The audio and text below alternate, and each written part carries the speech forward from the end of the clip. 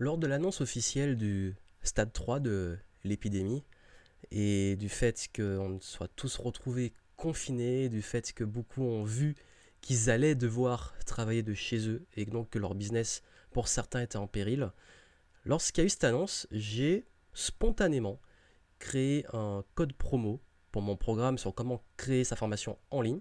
J'ai fait un petit post sans se prendre trop au sérieux avec une réduction dont le code promo était Covid-19.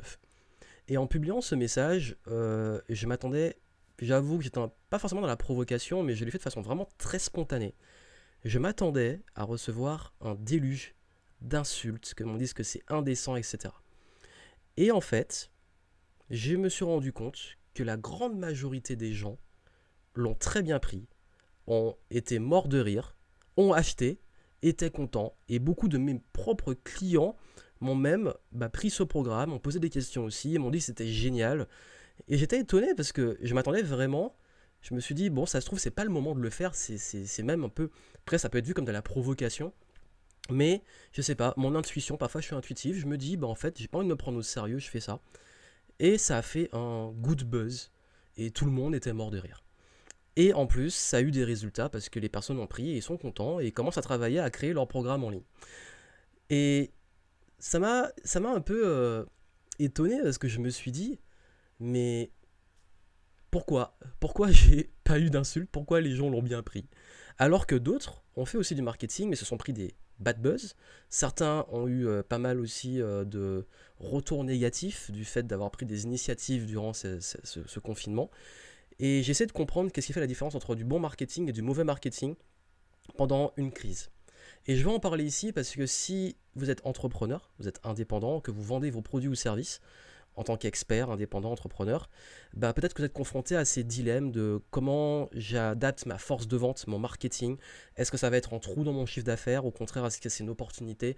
Comment réussir à être fin dans son marketing pour éviter que les gens le prennent mal? Comment éviter de se faire un bad buzz? Certains, c'est arrivé à certains. Voilà. Je vais vous apporter des réponses, vous donner 5 conseils vraiment pour faire du bon marketing et faire des ventes pendant cette période. Et d'ailleurs, les conseils que je vous donne pour moi, en fait, et je pense que si j'ai réussi à bien faire cette transition et continuer dans cette période, c'est parce que ce que j'applique, je l'ai toujours appliqué avant. Et c'est pas nouveau. Donc les conseils que je vous donne sont intemporels et vont fonctionner même après cette période. Et vont changer radicalement votre perception du marketing. Déjà, la première chose, c'est que oui, là, c'est peut-être le meilleur moment pour oublier le marketing d'intrusion. Le marketing d'intrusion, c'est d'aller prospecter à froid pour vendre des choses qui ne sont pas forcément, même à base, en ce moment, prospecter à froid, comme les gens sont un petit peu tendus, un peu dans un climat de peur, il faut le dire, un climat d'inconfort, dans lequel ils ne sont pas encore adaptés, c'est pas un moment où on a envie d'avoir une intrusion. On a envie d'avoir un téléphone qui sonne pour qu'on nous vende quelque chose ou qu'on essaie de nous refourguer un truc. Ou qu'on ait un message privé ou des choses qui soient agressives au niveau commercial. Pourquoi? Parce que j'ai vu ça aussi beaucoup passer sur LinkedIn, de beaucoup de commerciaux, de vendeurs qui disaient qu'ils comprenaient pas. En fait, ils étaient dans la flip totale parce qu'ils avaient peur de perdre leur chiffre d'affaires, parce qu'ils avaient peur que des personnes ils se faisaient beaucoup rembarrer en ce moment et qu'ils avaient peur pour leurs résultats. Et le gros souci avec ça, c'est qu'ils comprennent pas que, en fait, quand ils continuent à faire ça, qu'ils continuent à se faire rembarrer parce que les gens leur disent que c'est pas le moment, que c'est pas leur priorité, que c'est pas le contexte, etc., et qu'ils continuent, qu'est-ce qui se passe?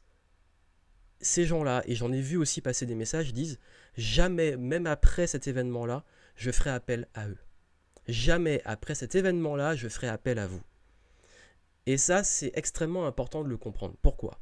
Parce que quand vous faites ce genre de marketing-là, vous ruinez votre réputation. Quand vous ne faites pas preuve d'intelligence en prenant en compte un contexte et d'intelligence sociale de comment sont les gens, vous créez une mauvaise réputation.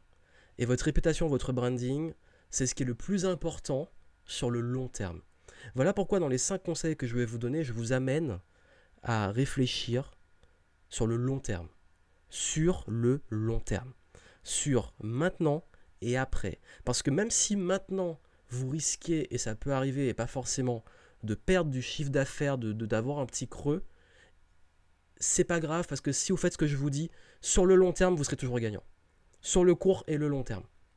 Et ça, c'est ultra important. Par contre, si vous essayez par peur de réagir, par peur d'être dans le besoin, le manque et d'avoir besoin de clients en ce moment, vous pouvez ruiner toutes vos chances d'en avoir sur le long terme. Donc maintenant que j'ai bien expliqué ça, parlons justement de la bonne stratégie marketing. Je vais vous amener deux concepts, deux concepts de marketing qui sont le marketing outbound et le inbound marketing. Outbound, c'est un peu dire marketing à l'ancienne, tout ce qui est publicité, prospection, etc. On va vers l'extérieur, on va vers les gens. Et l'inbound, les personnes viennent, ils rentrent dans notre univers, on les attire. L'inbound marketing, c'est tout ce qui est le marketing qu'on appelle de permission, le marketing de contenu, le marketing qui font que les gens vont venir, vont être attirés. Ils vont venir vers vous. C'est pas vous qui allez chercher les clients, c'est les clients qui viennent vous chercher. Et plus que jamais, en ce moment, vous devez avoir une stratégie d'inbound. Vous devez avoir une stratégie qui mise sur le fait d'avoir quelque chose qui attire les gens. Et donc, ça soit le branding, du contenu, etc. Donc, de façon concrète, comment mettre ça en place? Et comme je vous l'ai dit, en ce moment, je vous publie différents contenus en format vidéo sur ma chaîne YouTube. C'est pas fait, abonnez-vous. Et c'est disponible également en podcast pour ceux qui aiment écouter sur mon podcast, le podcast Game Entrepreneur, disponible sur toutes les plateformes. Vous avez les infos en description si vous voulez suivre tous ces contenus-là. Et dans les différents contenus que je partage des conseils qui s'appliquent maintenant. Mais moi, j'ai une façon de faire qui est très long-termiste, où je veux que ces conseils vous servent aussi pour après. Que ces conseils vous servent pour si jamais vous pouvez anticiper des prochaines crises, vous pouvez anticiper des prochaines galères, des prochains challenges, et que vous puissiez aussi avoir un business pérenne, que ça soit en période comme celle-ci et les périodes beaucoup plus calmes et on va dire sereine. Donc déjà la première chose, et je pense que c'est ultra important, je crois que c'est ça qui a fait la différence entre le fait que j'ai fait un bon buzz et pas un bad buzz, parce que j'ai aussi fait plein de publications qui ont buzzé, je ne sais pas pourquoi, on contrôle pas trop les choses, c'est que en fait je me suis pas pris au sérieux. Le fait de ne pas se prendre au sérieux, même dans son marketing, c'est ultra important. Parce qu'on parle beaucoup de B2B, de B2C, etc.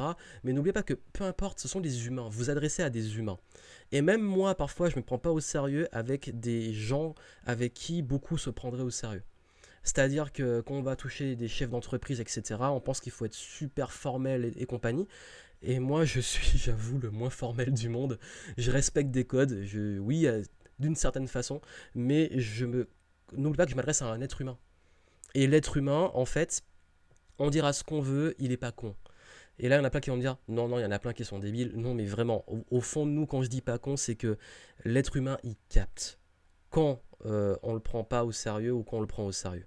Et il capte que, en fait, quand vous ne prenez pas au sérieux, vous êtes inattaquable. Quand vous ne vous prenez pas au sérieux, vous êtes inattaquable. Pourquoi? Parce que quand j'ai fait ce code promo et que j'ai appelé le code promo Covid-19, c'est évident que c'est de l'autodérision et que c'est pas que je dis que c'est pas une menace sérieuse, que c'est pas dangereux, etc. C'est juste que, comme beaucoup d'humoristes, je rigole avec et je rigole d'un truc qui arrive pour dédramatiser. Et parce qu'en fait, en plus, ce nom-là ressemble vraiment à un code promo. Donc du coup, ça a été bien pris parce que je me suis pas pris au sérieux. Et en plus, je l'ai dit. Voilà, le ton était un peu humoristique et sans être de prendre les gens de haut ou de... Voilà, c'était vraiment... On est d'égal, on rigole ensemble. Voilà, on est ensemble et on se prend pas au sérieux ensemble. Je me mets à pied d'égalité et on y va. C'est comme les youtubeurs qui font des placements de produits, qui assument à 100%, qui en rigolent, etc. En fait, vous avez vu, quand le marketing, en fait, il n'est pas, quand on se prend pas au sérieux, ça passe toujours mieux que quand on se prend beaucoup trop au sérieux et que les gens se sentent, comme je dis, ils sentent que c'est déguisé, qu'il y a un masque trop sérieux et qu'il y a un truc qui cloche. Donc si vous voulez vraiment rendre votre marketing maintenant plus attractif et après aussi, prenez-vous beaucoup moins au sérieux vous, votre marque et votre façon de communiquer. Quand je dis se prendre au sérieux, c'est pas faire le clown, pas dire n'importe quoi, c'est pas le but. Moi-même, je suis pas un clown, etc. C'est de faire les choses de façon détendue, de s'adresser à des humains et d'être juste. C'est ça en fait, ne pas se prendre au sérieux. Et vous-même, si vous devez être dans l'autodérision, etc., vous pouvez le faire. C'est ok. Et ça nous amène au deuxième point, c'est le fait d'être transparent et d'assumer. Le marketing, quand vous voulez qu'il soit efficace, surtout dans cette période-là, assumez-le à fond.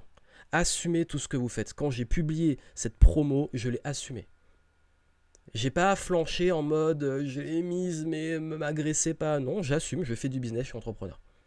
Et d'ailleurs, c'est beaucoup pour ça que des personnes n'arrivent parfois en problème, c'est que c'est pas clair.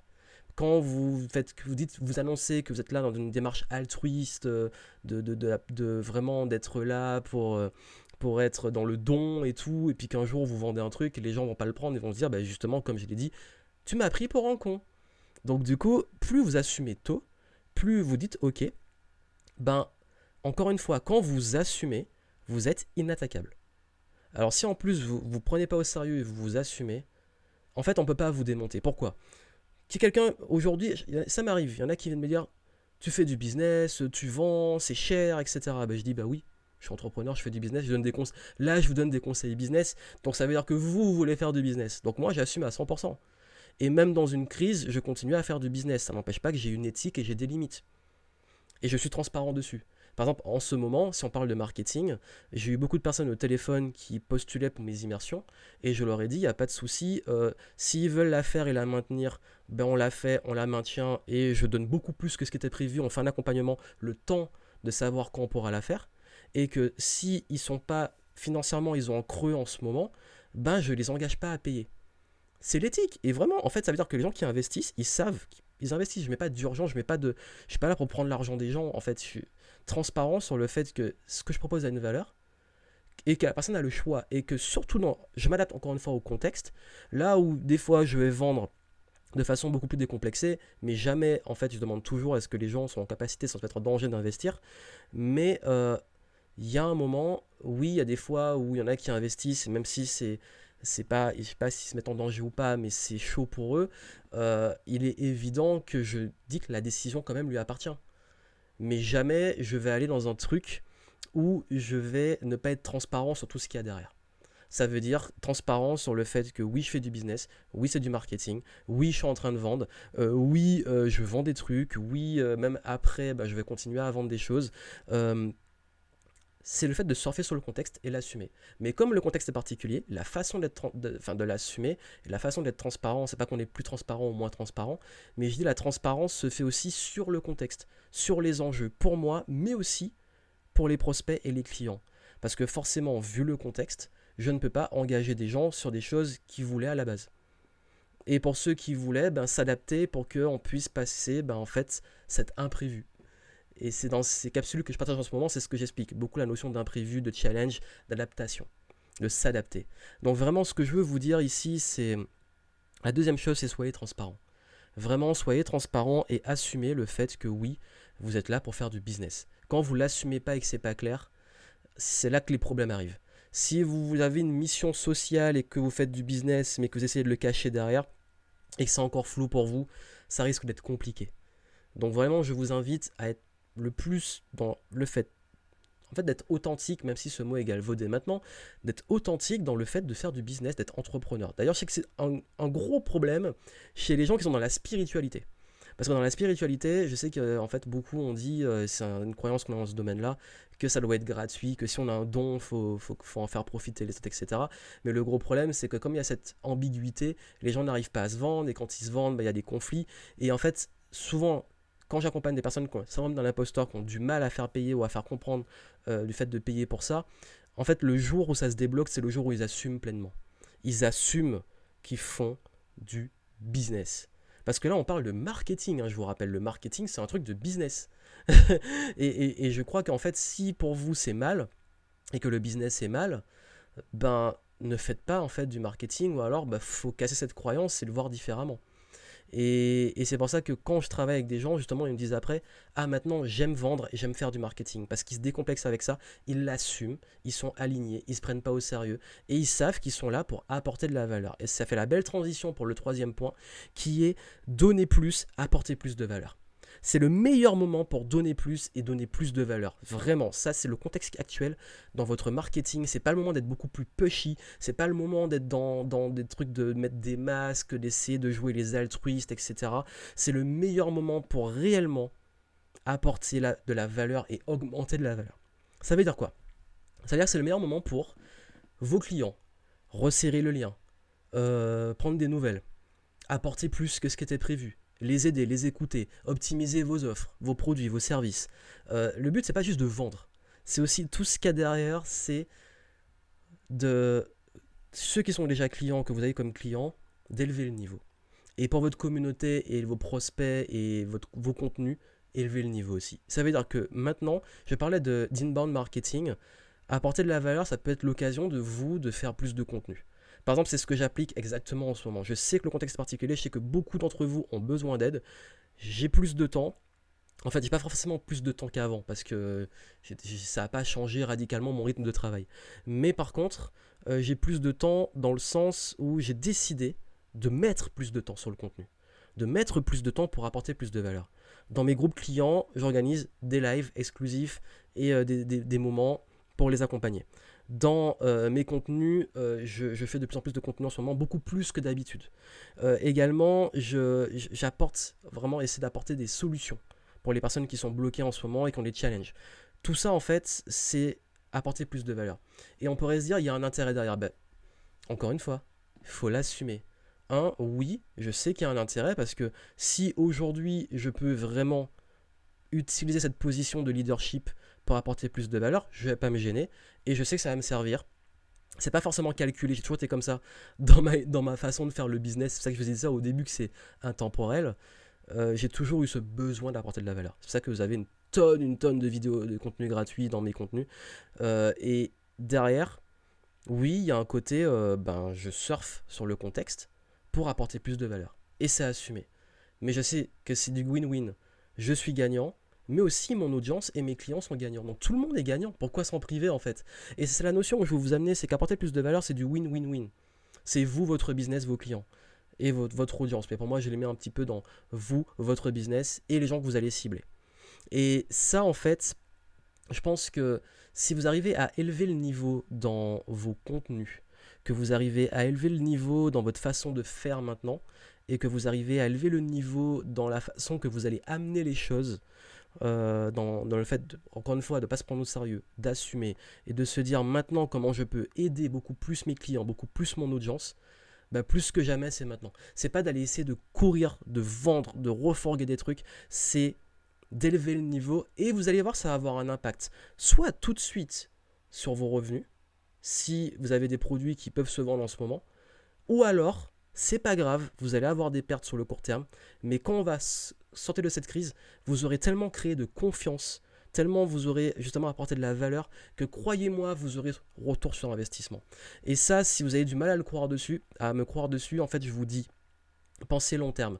Et je peux vous revenir en rétroaction, enfin dans le passé, quand j'ai commencé, j'ai passé presque 2 ans à créer du contenu gratuit sans rien vendre. C'est pas forcément la meilleure stratégie du monde, comme j'ai dit au début, parce que à la base, j'avais encore rien à vendre, mais aussi, quand on n'assume pas et qu'on crée une audience, le jour où on vend, ça peut être mal pris. Mais en fait, j'ai créé une confiance, j'ai créé une relation, j'ai apporté de la valeur, j'avais plaisir à le faire. C'est ça que je vous dis, on dit qu'il y a un intérêt, ben oui, mais en même temps, il y a un intérêt parce que c'est un peu égoïste parce que je kiffe faire ça. Donc oui, c'est égoïste, j'adore faire du contenu. Donc quelque part, je fais du contenu. Je gagne ma vie avec et en plus, ça aide les gens. Donc franchement, pourquoi je vais me priver? Et ça, sans entrer dans une justification, a créé tellement de confiance avec les gens que le jour où j'ai créé un produit, j'ai pas fait beaucoup de ventes parce que j'ai raté mon truc et j'ai fait n'importe quoi, mais c'était pas à cause de ça, c'est parce que c'était pas le bon produit au bon moment. Et du coup, après, quand j'ai continué et j'ai sorti un produit qui a cartonné, parce que c'est ce que vraiment voulaient les gens, c'est une autre histoire que j'ai racontée dans la Game Entrepreneur Story sur comment j'ai raté mon premier lancement de produit. Et ça, en fait, cette audience que j'avais créée, cette confiance avec les gens, fait que derrière, les personnes ont investi. Et que parfois le retour sur investissement il est un peu en décalage. Pareil, je dis souvent, et c'est un conseil que je dis souvent, c'est qu'il vaut mieux perdre sur le court terme quand, par exemple, je sais pas, je peux vous donner un exemple, une fois il y a un client qui avait un gros problème pour venir à l'événement et la place était réservée, c'était à la dernière minute. Et du coup, j'avais 2 solutions parce que j'ai dit que c'est pas forcément remboursable parce que le problème c'est que si des frais sont engagés, une place est bloquée, on ne peut pas rembourser dans les CGV, et en même temps, la personne elle a eu un gros souci qui fait qu'elle ne pouvait pas venir. Là, on peut avoir 2 approches. Soit on s'en fout totalement, on se dit, bon, ok, je rembourse pas, tant pis pour elle. Soit on se dit, moi, je serai à la place de la personne, qu'est-ce qui est juste? Qu'est-ce qui serait juste, en fait? Et je me suis dit, moi, bon, en fait, oui, j'assumerais le fait que, en fait, j'ai eu un souci, c'est pas remboursable, ok. Mais sur le long terme, comment je vis les choses? Je me suis dit, ok, le remboursement va être compliqué parce qu'en plus, enfin, c'est un gros bordel à ce moment-là. J'ai proposé trois choses. J'ai dit, ben en fait, soit oui, on fait ce qu'il faut pour rembourser, mais ce sera après. Soit je lui offre une place pour le prochain événement, tant pis. Soit je lui offre l'équivalent en formation. Bon, dans tous les cas, elle est gagnante, cette personne. Et elle a choisi l'option prochain événement. Donc du coup, j'ai une place vide que j'aurais pu vendre parce que c'était vraiment en dernière minute. Tant pis. Bah, cette personne, elle est venue à l'événement d'après. Elle a ramené du monde avec elle. Et en plus, elle a acheté plein de mes formations derrière. Et elle a dit qu'elle a jamais oublié le fait que j'ai été juste. Et j'ai une deuxième anecdote si vous en doutez encore plus. Une fois, il y a un client qui m'a demandé à recevoir un livre qu'il avait acheté il y a 5 ans. Livre que je n'avais plus. J'avais plus le fichier, le PDF, j'avais plus rien en fait. Et j'ai dit qu'en fait, c'était plus disponible. Et il m'a dit, c'est dommage. Je voulais vraiment, et on peut se dire, c'était il y a 5 ans, il a acheté, il n'a pas eu, tant pis pour lui. Ou alors on peut se dire, bon, il a envie de ce contenu. Il a investi, même si c'était il y a très longtemps, il a investi, il a envie. Qu'est-ce que j'ai fait? J'avais mon nouveau livre, Changer, qui est, si je vois, hop, j'essaie, c'est inversé, ah, il est juste là, voilà, il est juste là. Mon livre Changer, qui venait de sortir à l'époque, qu'est-ce que j'ai fait? J'ai demandé son adresse, j'ai pris un de mes exemplaires que j'avais, je lui ai envoyé mon livre. Je lui ai dit, bah en fait, c'est mieux que ce que tu avais déjà. Ça m'a coûté l'impression du livre que j'avais déjà, enfin, en plusieurs exemplaires, mais ça a eu un coût, plus l'envoi, expédition, etc. Ça a dû me coûter, franchement, en tout, pas plus de 10 balles, vraiment. Et, et le fait d'aller moi-même, je l'ai fait moi-même à ce moment-là, parce que j'en avais sous la main, j'ai dit, bon, allez. Cette personne a été tellement contente qu'elle me l'a dit, elle a parlé de moi, et elle a acheté plusieurs de mes formations après. C'est pour ça que je vous dis, on pourrait se dire, mais qu'est-ce que je vais aller foutre, mettre 10 balles, aller à la poste, poster un truc pour quelqu'un, je laisse tomber. Long terme, et même si cette personne n'avait pas, n'avait pas acheté après, en fait, qu'est-ce que vous laissez comme réputation? Quelqu'un qui est juste, quelqu'un qui est transparent, éthique. Parce qu'en fait, c'est ça où je veux vous amener. La réputation, le branding que vous vous créez. Je vous dis pas de devenir bisounours, gentil, de pas mettre de limites. Je dis pas ça du tout. Hein. Au contraire d'ailleurs. Mettez vos limites, etc. Mais faites ce qui est juste. C'est ça en fait, ce qui est juste. Et parfois oui, c'est injuste. Parfois oui, il y a des cas où ça se passe mal. Mais dans la plupart des cas, il vaut mieux perdre. Quand je dis perdre, ça peut être de l'argent, etc. Ou même de vous mettre en colère et vous dire je me suis fait avoir parce qu'il a pris les trucs gratos. Il vaut mieux perdre de temps en temps sur le court terme que perdre sur le long terme. Et souvent on perd sur le long terme quand on veut trop gagner sur le court terme. Donc j'espère que vous avez vraiment compris ce concept. Je prends le temps là vraiment parce que quand vous comprenez ça, vraiment je peux vous dire que vous êtes dans une pérennité. Vous n'êtes pas dans des trucs one shot, des trucs make money vite et puis dans 2 ans on vous retrouve au fond d'une poubelle en dépression. Parce que trop font ça. Et qu'est-ce que vous allez laisser aussi? Après, ça, c'est vous et votre éthique et votre façon de faire. Je vous parle vraiment de ma vision du marketing. Puisque là, je vous donne des conseils marketing et c'est ma perception du marketing. Et quatrième point, justement, profitez pour renforcer le lien avec votre communauté. C'est-à-dire, si vous pouvez faire plus de contenu, de live, de les appeler, de passer du temps avec eux, ça, c'est le meilleur moment. C'est-à-dire que au lieu d'aller chercher absolument des nouvelles personnes dans un moment où les nouvelles personnes qui vous connaissent pas peuvent se sentir oula, d'où il sort lui, c'est pas le moment. Parce que oui, ça arrive, il y a des fois où c'est pas le moment. Et je pense qu'en ce moment, c'est pas forcément le meilleur moment. Sauf si vous faites de l'inbound marketing, donc du contenu qui va arriver à ces gens-là. Donc, vous changez la stratégie. Ils vont tomber sur vous en fait, parce qu'ils ont plus de temps pour l'attention, etc. On va en parler justement, ce sera le dernier point. Mais là, en fait, ce que je vous dis, c'est que capitalisez sur ce que vous avez déjà. Vos clients, votre communauté, les gens que vous avez sur vos listes d'emails, sur votre chaîne YouTube, qui vous suivent sur les réseaux sociaux, c'est le meilleur moment pour renforcer les liens avec eux. Parce que, et ça c'est ma vision du marketing, quand je dis que c'est de l'intemporel, que j'ai toujours eu, c'est qu'il vaut mieux optimiser ce que vous avez déjà qu'aller chercher de la nouveauté. Et là c'est une occasion rêvée, et c'est vraiment le meilleur moment pour optimiser cette confiance, ce lien, fédérer les gens. Justement, on parlait de solidarité, ben c'est le moment d'avoir cette communauté soudée, contre un ennemi commun qui est ce putain de virus, Et peut-être, si c'est pas le virus, c'est ce putain de contexte de crise, de confinement, de gouvernement, si vous pensez qu'il est responsable, on s'en fout, d'avoir cet ennemi commun, qui est finalement la galère dans laquelle on est, qui fait que vous vous dites, ok, maintenant, vraiment, je vais focaliser sur ce que j'ai déjà et augmenter la confiance que j'ai avec mes clients, ma communauté. Et là, en fait, ça va être très bien pris. Et je peux vous dire que de toutes les initiatives que j'ai prises depuis le début de cette crise, même avant qu'on ait le confinement, même les annulations d'événements qu'il y a eu très longtemps avant qu'on soit confiné, parce que j'avais anticipé le truc, ben beaucoup de personnes, je vous jure, m'ont dit merci, merci, merci, merci. Ils ont tous bien pris les annulations, parce que j'ai... Enfin, pourquoi? Parce que j'ai créé cette confiance. Et ça, vraiment, je vous dis, ne négligez pas le fait de... Je sais que beaucoup de commerciaux, d'entreprises, ils se disent ah, il me faut des clients, mon chiffre d'affaires. Mais vous avez déjà des clients qui ont déjà payé, qui peuvent encore peut-être en envie d'investir en vous après. Bah, c'est le moment qui ne vous oublie pas, c'est le moment de créer un rapport, une proximité avec eux. Ça peut être le moment juste avant, je vous dis, juste avant qu'on soit confiné. Les semaines qui ont précédé, j'ai pris rendez-vous avec beaucoup de mes clients de l'Académie Game Entrepreneur. On a pris des cafés, qui soient virtuels à distance d'ailleurs, et présentiels aussi pour ceux qui sont à Bordeaux. Ils sont venus à mon bureau, on a discuté ensemble. Et j'ai eu des super feedbacks, on a créé du lien. Ils m'ont dit que même juste le fait d'avoir ce moment-là, ça m'a aidé. Et, et je me dis, mais en fait, putain, mais cette décision-là, j'ai même peut-être pas anticipé ce qui allait se passer maintenant. Je parle plus en termes de confinement, de galère et tout. Plus j'ai plus pensé à devoir annuler des événements, etc., les aggroupements de personnes.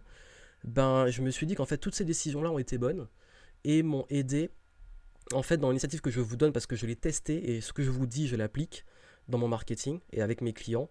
C'est que cette initiative a fait que maintenant, ils sont avec moi et que je suis là aussi avec eux. Et que quand on va en sortir, ils seront aussi encore là. Et parce que c'est peut-être le pire moment aussi pour oublier votre communauté et vos clients. Donc j'espère que vous comprenez cette nuance. Et focalisez d'ailleurs sur ce que vous avez déjà. Comme on dit souvent, même vos relations, hein, focalisez sur vos relations que vous avez avant d'aller vouloir rencontrer de nouvelles personnes et renforcer les liens que vous avez déjà. Et dernier point, bah oui, c'est le meilleur moment pour booster votre visibilité d'un point de vue inbound marketing. C'est le moment de faire du contenu, de varier des formats. Si vous voulez vous mettre à la vidéo, au podcast, si vous voulez vous mettre au live, au webinar, c'est le meilleur moment. Vous êtes chez vous, vous avez peut-être déjà du matériel, vous ne l'avez pas, vous pouvez encore le commander parce que les livraisons continuent.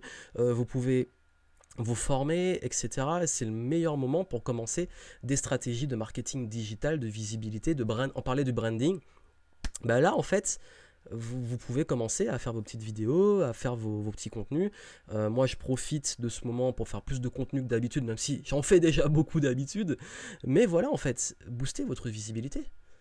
Parce que là, vous avez une chance de créer d'autres canaux d'acquisition de clients qui sont des canaux qui sont long terme, qui sont l'inbound marketing, qui sont que vous pouvez faire des contenus maintenant, mais qui vont attirer des gens sur le long terme. Et moi, je peux vous dire que les vidéos que j'ai publiées il y a des années sont celles qui me rapportent le plus de clients aujourd'hui. Et les vidéos que je fais maintenant vont me rapporter des clients encore après. Ce qui veut dire qu'il y a toujours cet aspect de long terme. Ça veut dire que vous pouvez maintenant, moi, les vidéos que je vous fais maintenant, je sais qu'elles seront valables même après, hein, même après cette crise. Parce que les conseils que vous avez vus que je vous donne marchent maintenant, ils vont marcher dans d'autres crises, mais aussi ils marchent de façon globale parce que tout ce que je vous donne, c'est applicable même sans qu'on soit en temps de crise. Et ça, vraiment pour moi, ça va tout faire la différence sur si jusque-là vous n'étiez pas encore assez visible, là c'est l'opportunité de le devenir. Là c'est l'opportunité de communiquer, d'apprivoiser des réseaux sociaux, du contenu, peut-être sur le web justement, puisque quand on est chez soi, bah, le mieux c'est le web. Vous pouvez aussi vous faire du réseau, faire des réunions virtuelles, des webinars, etc. Il y a tellement d'opportunités. D'ailleurs, je vais en parler parce que ça commence à être long, je vais en parler dans d'autres contenus, quelles opportunités on peut avoir de développer son réseau, sa visibilité, etc. Mais vraiment, je pense que voilà, si je vous donnais 5 conseils, ne vous prenez pas trop au sérieux. Soyez transparent et surtout assumez ce que vous faites et assumez de vendre. Troisième point, donnez plus de valeur que ce que les gens attendent et c'est l'occasion d'apporter beaucoup plus de valeur de façon globale, d'élever le niveau. Quatrième, de resserrer les liens avec votre communauté, vos clients, les gens qui sont déjà là. Et cinquième, bah justement, de toucher de nouvelles personnes en mettant en place une stratégie de communication, peut-être multicanal, ou vous dire maintenant je me mets un focus sur YouTube et je le fais à fond. Parce qu'en 15 jours, si vous faites déjà, vous pouvez vous lancer un challenge vidéo par jour pendant 15 jours, ou de vous y mettre pendant que vous êtes confiné. Ça, c'est une bonne occasion pour moi de le faire. Et ça peut vous aider, en fait, justement, puisqu'on parle de contenu, ce qu'on assume, hein, j'ai proposé, je me suis dit, en fait, que j'allais packager tous mes programmes que j'ai fait sur la création de contenu, la stratégie de contenu, comment le structurer, comment être visible 24 heures sur 24, 7 jours sur 7, attirer des clients non-stop. Également la vidéo, le podcast, parce que je fais les deux, comment lancer sur YouTube, comment faire de la vidéo de façon globale, comment faire du podcast, quel script utiliser pour vos contenus, pour vendre, etc. Comment différencier gratuit, payant, tout ça je l'aborde, comment trouver des idées de contenu, comment communiquer sur votre business. J'ai fait un gros pack avec, vous avez plus de 45% de réduction dessus, presque 50% de réduction. Vous avez les infos en descriptif, vous allez dessus et vous profitez de la promo que j'ai mise pendant ce confinement. Donc du coup, vous pouvez utiliser cette promo, ces programmes pour vous mettre au contenu à l'inbound marketing durant cette période. Donc voilà, c'est là, c'est en descriptif. Vous y allez, vous cliquez dessus, vous prenez les programmes. Tout est débloqué d'un coup. C'est un pack, c'est un bundle de tous mes programmes avec une grosse réduction. Et vous pouvez profiter de tout ça. Donc vraiment, comme je vous l'ai dit, pensez plus psychologie. Soyez intelligent, soyez fin. Et puis bien entendu, soyez aligné. Ne prenez pas trop au sérieux. Assumez ce que vous faites. Et vous allez voir que rien que quand vous changez, vous faites ce switch d'attitude, de façon de faire du marketing, vos résultats vont se décupler sur le très long terme. Voilà, je vous souhaite plein de succès. Si ce n'est pas encore fait, abonnez-vous à la chaîne YouTube. Vous aurez plein de contenu là pour vous aider sur votre business et votre mindset durant le confinement. Et suivez également le podcast, si ce n'est pas encore fait, sur les différentes plateformes. À très bientôt.